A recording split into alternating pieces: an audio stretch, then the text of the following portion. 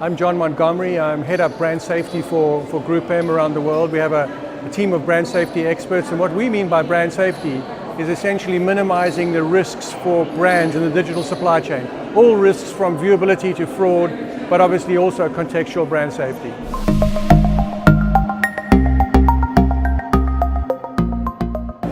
Yeah, so how does the industry tackle brand safety? I think it's a great question. You know, in the States, probably as recent as March, the 4As has started an advertising assurance bureau which cooperates, where all agencies and all clients cooperate together to identify risks in the digital supply chain and publicize it on a kind of a risk prevention website. And I think that's a good model for us around the world, because the more we tackle this as an industry, the more we can get our heads around it, and rather than tackle it as from an agency by agency or client by client basis. So I think there really is an opportunity for us to collaborate in this space.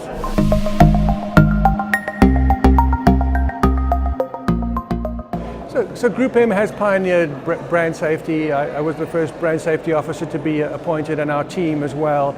But there are other agencies that are appointing heads of brand safety and heads of risk, and I think that's a terrific thing. And so, you know, the industry is really seeing this as a very important area and responding to our clients' needs to minimize risk in the digital supply chain.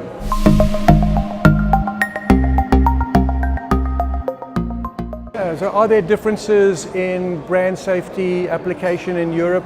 Yeah, I think that there are. I think the more developed markets like Italy, like France, like Spain, like the UK, and like Germany are probably more advanced than some of the other countries. And that's probably because of the amount of digital that's being spent and obviously the amount of risk that we have to prevent. But it all starts with measurement, and the more that countries can measure things like viewability, things like contextual brand safety, and invalid traffic, the more we can start to address those. If we can't measure them, and if we don't understand them through third-party measurement, we really won't be able to minimize the risk.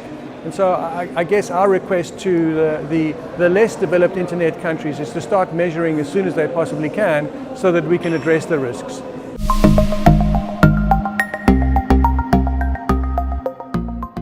Yeah, so what's next for Group M in brand safety? It's a great question. For the last 18 months or so, we have been putting operations in place to measure and to benchmark all levels of brand safety. And we've got that in place for most countries around the world, and we're very happy that we've made that beginning. We by no means have it fixed, but at least we're measuring and benchmarking all the levels in brand safety. We want to lift that up. We want to lift brand safety up to kind of an overall measurement of quality now. So we know that by using brand safety measures and technology, we're limiting the risk to clients. What we want to prove now is by buying brand safe quality inventory, not only does that limit the risk for clients, but it actually makes for more effective campaigns. So we're busy collecting research at the moment and doing a lot of research around the world, proving that the way we buy inventory from preferred premium partners doesn't only limit risk, but it actually makes the advertising work better. And that's a big push for us in the future. And also we're exploring new technology like AI and machine learning in terms of recognition of risky content. We're also trying to help tackle fake news, which is not just a brand safety problem, but it's a wider problem. It affects democracy and it affects the freedom of the press. And so we're working with our partners to see how we can tackle those areas as well.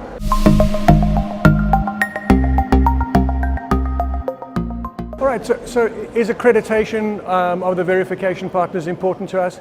It's absolutely critical. We won't use a verification partner if it hasn't been accredited or certified by the Media Ratings Council, the MRC, or by JECWebs. It's very, very important for our media partners to know that the measurement that we're using, and in fact paying on, is the best measurement that you can get. And not only do we do that, but we're continually testing the level of efficiency of our accreditation partners. So we, every 3 or 4 months, run tests on those, and we have a small group of preferred partners that we work with globally that we know are the best quality verification and accreditation partners that are around.